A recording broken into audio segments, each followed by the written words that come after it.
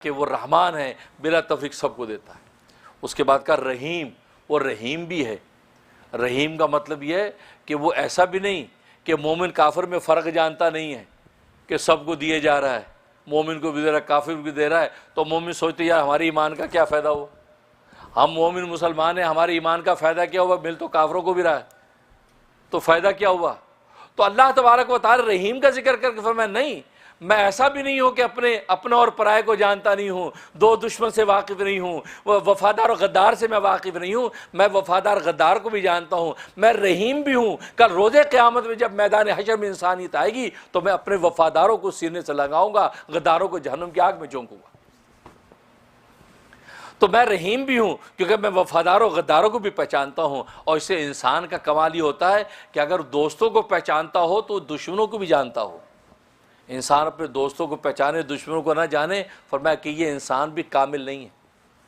کامل انسان ہوا کہ دوستوں کو بھی پہچانتا ہوں اور دشمنوں کو بھی پہچانتا ہوں۔ اللہ فرماتے ہیں میں دونوں کو پہچانتا ہوں، لیکن دنیا میں نے موقع دے رکھا ہے کیونکہ یہ دارالامتحان ہے، اور کمرہ امتحان کے اندر آپ جانتے ہیں کہ طالب علم کو کھلی چھٹی ہوتی ہے، جو چاہے لکھے، خالی پرچہ چھوڑ دے، کچھ بھی لکھے، اس وقت دیکھ کر بھی ممتن اس کو پکڑتا نہیں ہے، بھی لکھنے دو، جب رزلٹ آؤٹ ہوگا پھر دیکھیں گے۔ فرمایا دنیا کے اندر سب کو میں دیتا ہوں، لیکن آخرت کے اندر جب آئیں گے تو آخرت کے میدان میں فرمایا میں اپنوں جو میرے مومن بندے ہیں ان کو میں نوازوں، میں ان کے لیے رحیم ہوں، ان پر رحمت کی بارش کروں گا، اور جو مومن نہیں ہیں، جو کافر ہیں، مشرک ہیں، فرمایا وہ جہنم کا ایندھن بنیں گے۔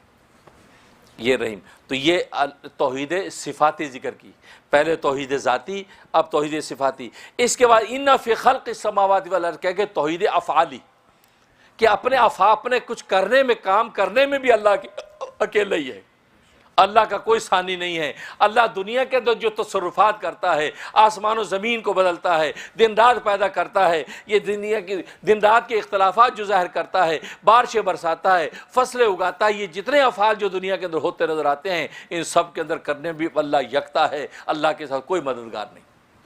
اس لیے فرمایا ان فی خلق السماوات والارض، بے شک بھی اس کے سوا عبادت کے لائق نہیں ہے۔ تو کیوں بھائی؟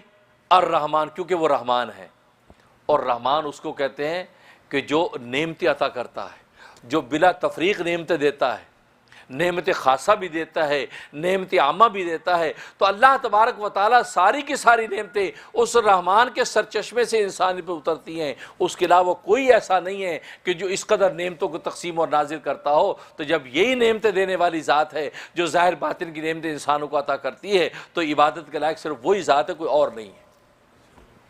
اس لیے فرمایا کہ الرحمن، کیونکہ وہ رحمان ہے، اور رحمان کا مطلب بلا تفریق وہ مومن کافر سب کو دیتا ہے۔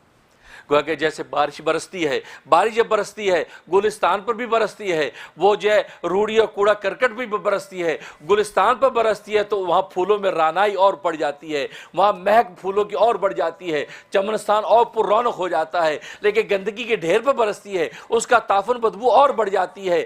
بالکل اسی طریقے سے رحمان کی رحمت کی بارش مومن کے قلب پر بھی اترتی ہے۔ جب مومن کے قلب پہ اترتی ہے تو وہاں ایمان کی خوشبو اور پھوٹنے لگتی ہے، وہ خدا کے سامنے گر کے شکر کرنے لگتا ہے۔ اور وہی بارش کافر کے قلب پر بھی اترتی ہے، لیکن اس کے متافن بدبودار دل پر جب اترتی ہے وہاں اس کے نفاق و کفر کی بدبو اور پھیلنے لگتی ہے، وہ اور زیادہ تکبر میں آ کر خدا کا انکار کرتا ہے۔